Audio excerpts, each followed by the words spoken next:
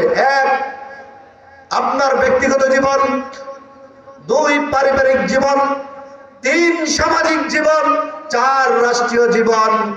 আপনি ব্যক্তিগতভাবে ইসলাম মানবেন, পারিবারিক জীবনেও ইসলাম মানবেন। আমি যখন বিবাহ করতে গেলাম ইসলামের সিস্টেমে বিবাহ করি, ঠিক কিনা? আমি যখন নামাজ পড়ি ইসলামের সিস্টেমেই নামাজ পড়ি। আমি যখন রোজা রাখি ইসলামের সিস্টেমেই রোজা রাখি। কিন্তু আমি যখন ব্যাংকে যাই, রাষ্ট্র নিয়ন্ত্রিত হওয়ার কারণে ইসলামের নিয়মে ব্যাংকিং ব্যবস্থা নাই। আমি যখন আদালতে যাই তখন আর ইসলামের নিয়মে বিচার আচার হয় না। তাহলে রাষ্ট্রীয়ভাবে ইসলাম আছে না নাই? 90% দেশে, মুসলমানের দেশে দেখেন আল্লাহ যে বললেন ইল্লাল্লাযীনা আমানু ওয়া আমিলুস সালিহাত, আপনারাই খেয়াল করে দেখবেন আল্লাহ যে বললেন সকল মানুষ ক্ষতিগ্রস্ত। হিসাব করে দেখেন তো, 90% মুসলমানের দেশ বাংলাদেশে আল্লাহর আইন নাই, সংসদে আইন নাই, বিচার ব্যবস্থায় আইন নাই, অর্থনীতি কাফেরদের সিস্টেমে চলতেছে, সাংস্কৃতিক কাফেরদের সিস্টেমে চলতেছে। আমার আপনার মাথা ব্যথা নাই। তাহলে মুসলমান কয়জন আছে বলেন তো? চোরের হাত কাটা কার আইন? একটু জোরে বলতে হবে, আল্লাহর কথা বলবেন, গলাটা ছাইরা বলেন না। চোরের হাত কাটার বিধান কার? জানাকারকে, বিবাহিত জানাকারকে হত্যা করা, ফাঁসি দেওয়া রায় কার? আমাদের দেশে আছে। ডাকাতের শাস্তি দেওয়ার আইন কার? মিথ্যা অপবাদ দানকারীর শাস্তি কার? আল্লাহর পক্ষ থেকে আইন। এই সমস্ত হুদুদ আল্লাহ, আল্লাহর আইন এই সমাজে বাস্তবায়ন হচ্ছে না। কারা করছে না? মুসলমান কোথায়? আপনার আমার কাছে গিয়ে ভোট চাইতে হবে কেন? আমি আপনার কাছে গিয়ে ভোট চাইবো কেন? সমস্যা হয়েছে আরেক জায়গায়। আপনারা কি রাগ করতেছেন নাকি? নামাজ পড়ায় ইমাম সাহেব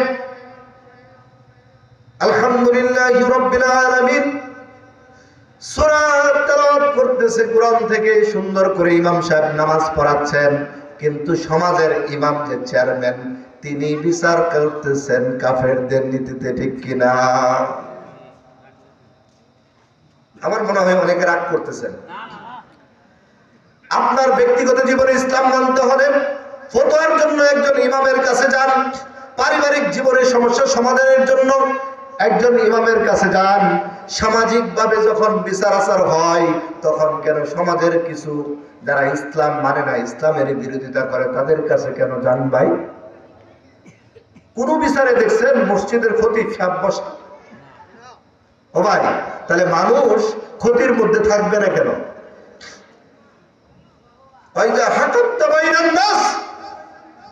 যখন তোমরা মানুষের মধ্যে বিচার করবে, অন্য আয়াতে আল্লাহ বললেন ইহদিনু বাইনান নাস, তোমরা মানুষের মধ্যে ন্যায় বিচার করো।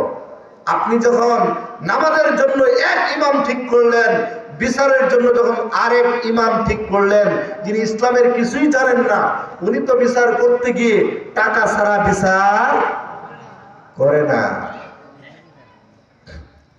যে দিক দিয়ে টাকা আসবে রায়, ওই দিক দিয়ে। আপনাদের সমাজ আছে এগুলো সংশোধন হওয়া দরকার না ভাই?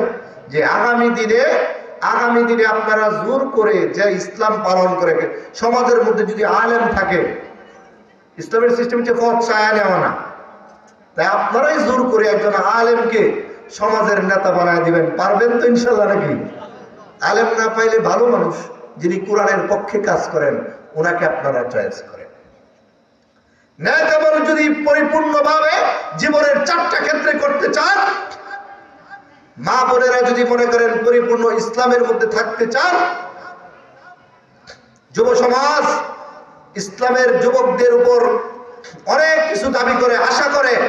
যেই যুবকরা দিয়ে আবু জাহেলকে ধ্বংস করা হয়েছিল, যেই যুবকদেরকে দিয়ে ইসলামের বাতি জ্বালানো হয়েছিল, যেই যুবকরা ইসলামের ঝান্ডা হাতে নিয়েছিল, কাফেররা টাচ মোবাইল দিয়ে এই অশ্লীলতা ব্যয়াপনার মাধ্যমে এই যুবককে ইসলাম থেকে সরিয়ে দিয়েছে, ঠিক কিনা?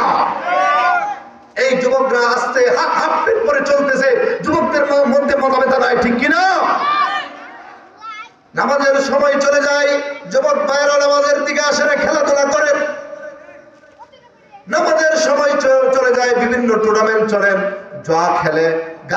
খায়, মদ খায়, এই সমস্ত মেয়েদের পিছনে ঘুরে এই সমস্ত আকামগুলো করার পরেও সমাজের কোনো নেতা কোনোদিন বলে নাই কিছু, ঠিক কিনা? আল্লামা দেলোয়ার হোসেন সাঈদী সাহেব বলেছিলেন, পুলিশ অনেক কষ্ট করে একজন আসামি ধরল, 3 দিন পরে, 4 দিন পরে, 5 দিন পরে। আসামি ধরার পরে পুলিশের কাছে ফোন আসছে, ওসির কাছে ফোন দিয়েছে নেতা সাহেব। কেমন নেতা? ইসলামের নেতা নাকি? নেতা সাহেব ফোন দিয়ে বলতেছে, ওসি সাহেব কারে ধরছেন? বলতেছে, আপনার দলের সদস্য চোরাকার বাড়িতে ধরা পড়েছে, তাই অনেক চেষ্টা সাধনা করে 5 দিন 7 দিন চেষ্টা করে তাকে ধরেছি। বলতেছে, সে আমার লোক, ছাইরা দেন। বলতেছে, স্যার আমি তো তাকে অস্ত্র সহ ধরছি। বলতেছে, আরে বেটা, অস্ত্র সহ ধরছ, অস্ত্র সহ ছাইরা দে। এমন নেতা আছে না নাই? আল্লাহ রাব্বুল আলামিন যেই মানুষ কেন ক্ষতিগ্রস্ত এটা বোঝানোর জন্য আল্লাহ রাব্বুল আলামিন অন্য আয়াতে বললেন, ইয়া আইয়ুহাল ইনসানু মা গররাকা বিরাব্বিকাল কারীম।